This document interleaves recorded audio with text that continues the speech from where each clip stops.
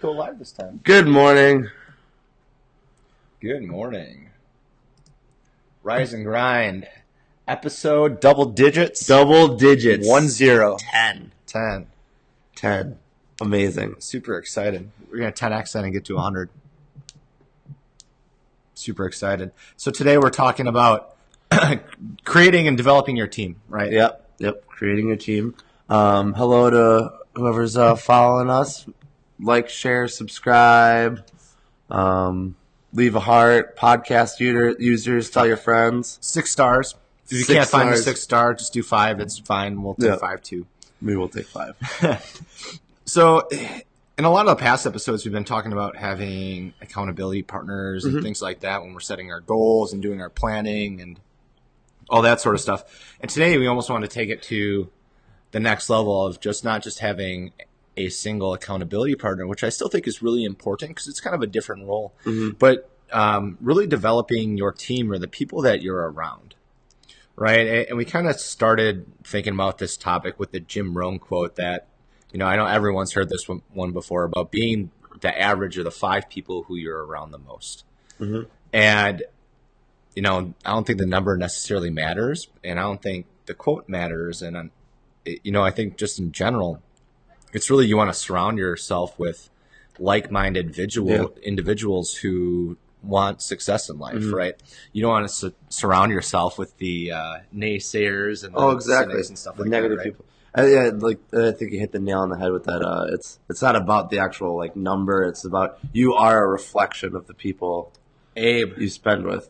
We got Abe watching. Abe, share this with all your friends. Share this on Dad Jitsu Podcast. Yes, sir. If you don't listen to Dad Jitsu Podcast, check it out. Little drop there. It's going even though really successful. Even though Abe ducks me in the gym. Shrimp or die. Shrimp or die. Cool.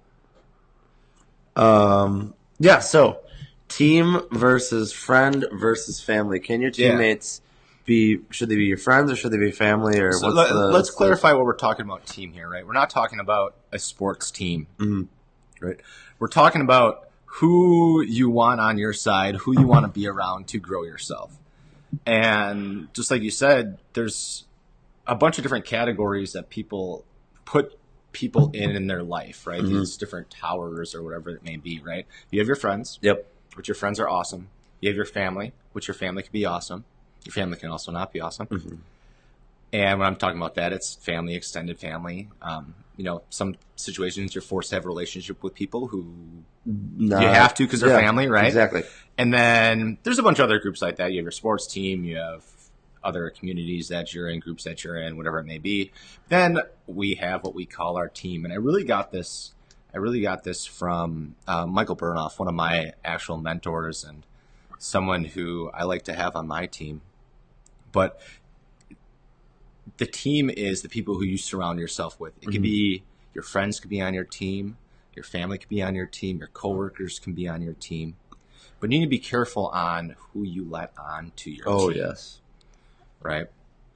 It's I'd say I love my brother and my sister very equally. But my sister's on my team. My brother's not on my team. I have friends who I hang out with all the time. I would not say part of my team, where I do have friends that are, definitely. And you can definitely reflect the amount of time I try to spend around those people. Yeah. I maximize the ones who are passionate about what they're doing in life, passionate about helping others achieve what they want to do in life, and they're just genuinely enthusiastic about the things that they're into. You don't want the people who just can't seem to be interested in anything or can't seem to want to focus or work on anything and use their hands to create something. So I've kind of very carefully selected the people that... It's like surrounding yourself with a group of mentors for each other. Yeah, right? Definitely. It's a group of people who help each other get to where they want to be. And, when we're sitting down talking about today's topic, we're trying to figure out, how do you find out if a person is good for your team? And I think we kind of, there's a lot that goes into it, but I think we kind of will it down to, a nice, easy starting point for you guys. And I think if you guys use this, you're going to start noticing a little bit different things in the people around you. So what we were talking about is specifically telling someone about yourself and what you're working on right now, right? And you just want to look for their reaction. Oh, it's got to be such a pain. Yeah, or just okay, and they kind of blow you off. Yeah. Like, I don't know, your girlfriend Sophia, right? Oh, perfect example. Perfect example. For a teammate. She's working on all of her art right now, right? And, you know, I talk to her about stuff that I'm working on as well. Every day. She better be watching. Yeah, I come home every day and there's something new. Like, oh, Talon, I'm in a gallery, or hey, I met with the president of the Cedarburg Artists Guild and she's really into me. Like, we're doing this, we're doing that. But I'm starting an LLC. I got a website, a domain name. Like, she's. But I'll tell her, and then she'll ask me, like, what I'm working on. Yep. And the first thing she says, like, almost every time is, like, how can I help you out? Like, what do you need from me? Oh, that's classic. Even if it's a completely different skill set of, like, what you're comfortable in, people can help. You know, for the gym, like, hey, guys, I'm putting a lot of work in the gym. You don't have to know jiu-jitsu to help me. Yeah. Right? It could just be, oh, I have a friend, or, I'll talk about it with my group of people, or whatever it may be. Like, right? Yeah. It's just finding people who take passion in your passion. It doesn't have to be the same level of passion, but they're willing to help you out. They're excited that you're you. excited. Exactly. They want to see you succeed, and those people who want to see other people succeed are the people who are working on success themselves. Sophia made a lovey hearty. Oh smile. That's wonderful. Thanks, Sophia. A little shout out. But yeah, the people with growth mindsets are the most supportive people. And I find, and the people who don't have a growth mindset or aren't enthusiastic with what they're doing, kind of are the ones that want to see other people down. Because it kind of makes them feel bad to see other people up. Yeah. So when we were talking about this, and I actually have a kind of a funny, and we kind of agreed on it. When you're making your team, it can't just be, I don't necessarily want like all one type of person. Like, there's let's say I have good person A. I don't want B, C, D, and E to all be that person. And we use an analogy from the popular video game Pokemon. That when you're building your Pokemon team, especially if you're doing this like competitively, you have to be very competitively. Yeah, which I have. Well, I have cards, right? No. The game. Okay. You have to be very, very selective with who you pick, and they have to have complementing skills and opposing weaknesses, and you have to be very careful with who you choose to utilize. Right. You need it needs to be diverse, and everyone needs to help each other. Yes, right. You exactly. have to be able to play off of each other on your team, and like just because I'll use Abe, who's watching still, and Talon, like, right. Even that Talon and Abe are both on my team. Like, they don't have to be on each other's teams. That's true. Right. That's factual. Your team is centralized around yourself. Now, if you find an awesome group of individuals who all feed off of each other, so, I went to a conference and I have a sweet group of martial arts like-minded individuals, and we have an awesome group chat on Facebook. They live in LA and Arizona, and, none of us live in the same state. Like, we are a team. Oh, yeah. Like, and it's not necessarily the martial arts between us helps, but just the fact that we're all supportive to each other. We talk each other on Facebook Messenger every single day, right? We've gone to conferences together. At the end of the month, we're going to another conference together, or all staying in a timeshare. This be a good time. So shout out to my superhuman martial artist friends. Yeah, cool. So also, like, and all those people, what all those people have in common? Could you say they're all driven by objective? Yeah, they're just all driven by, they want to have success in life, and they want to help other people. And by seeing you succeed down the road, they can help you. Yeah, you can help them. And by me helping them helps me, right?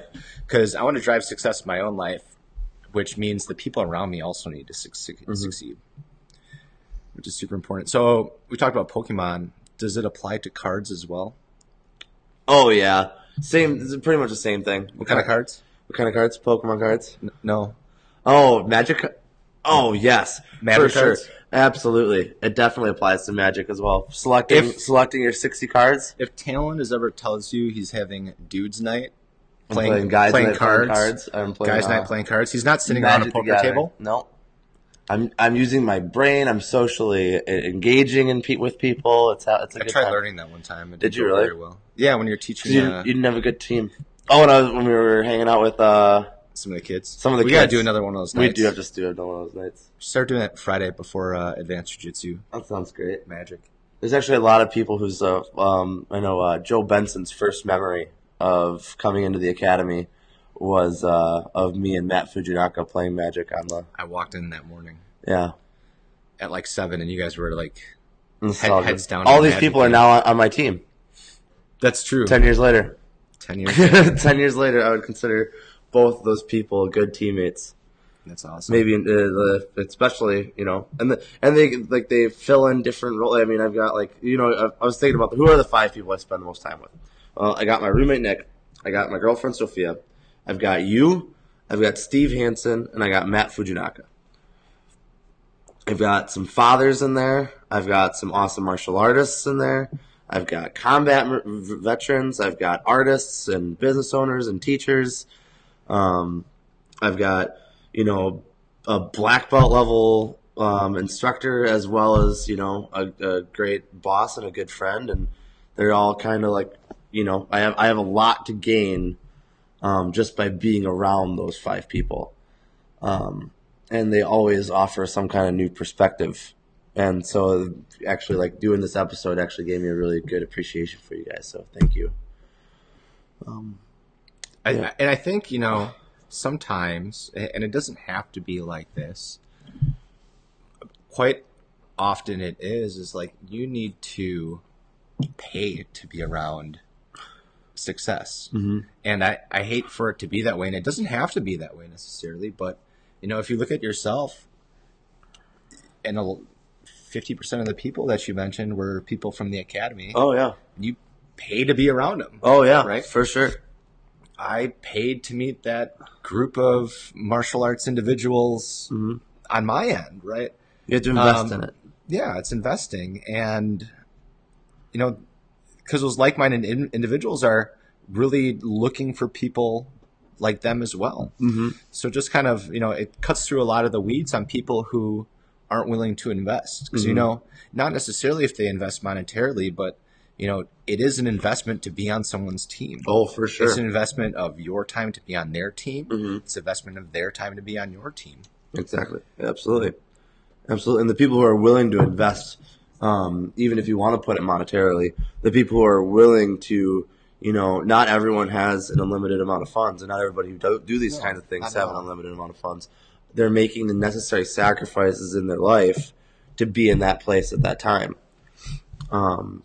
And a lot of the people, like people that we talked about, we've gotten to sign up here. We convinced them to make the investment, not only in their life but in their health by like quitting bad habits. And they were willing to make that sacrifice to make martial arts a reality. Yeah. And the value of money.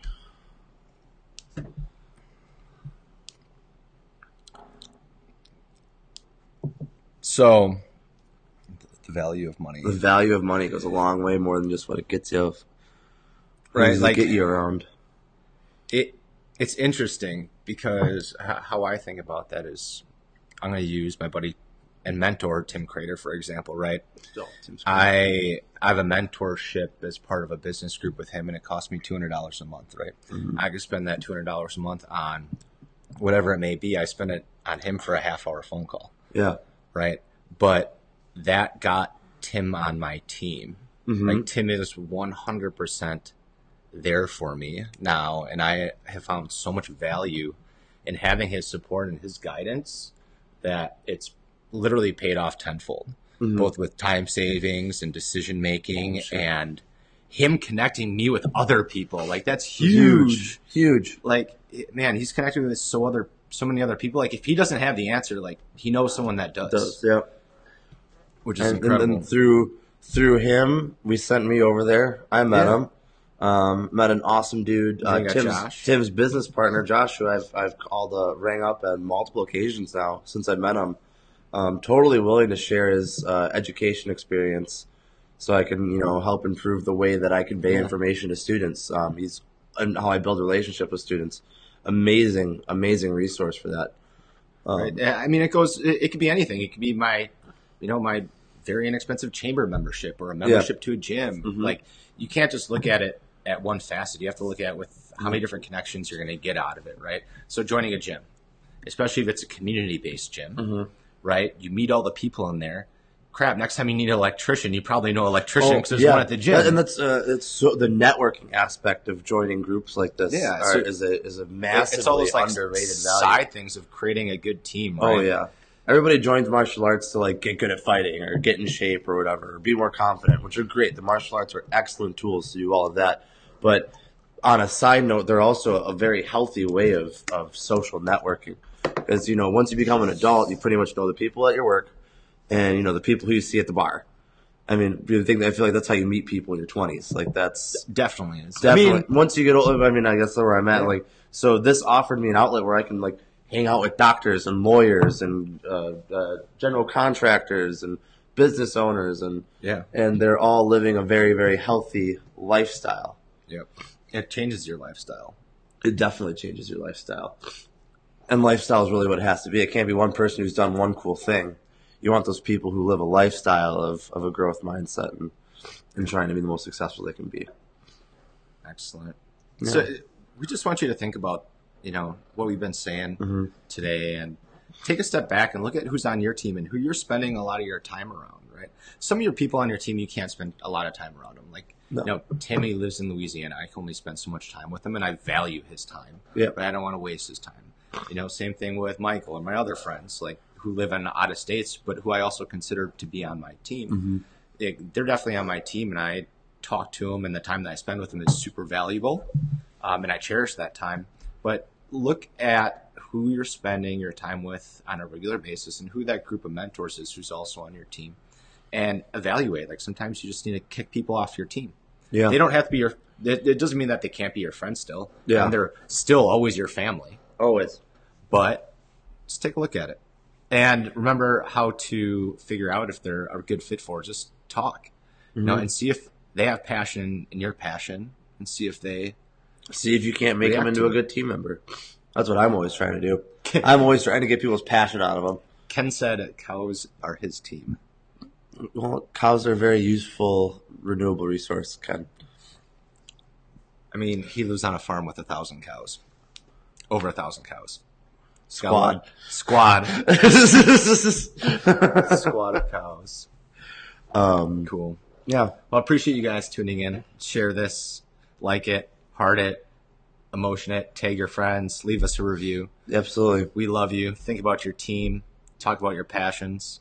Kick people off. Get people Do not be afraid to kick people off. I think, now I know that we're closing up, but I want to emphasize that kicking people off of your team is an investment in yourself.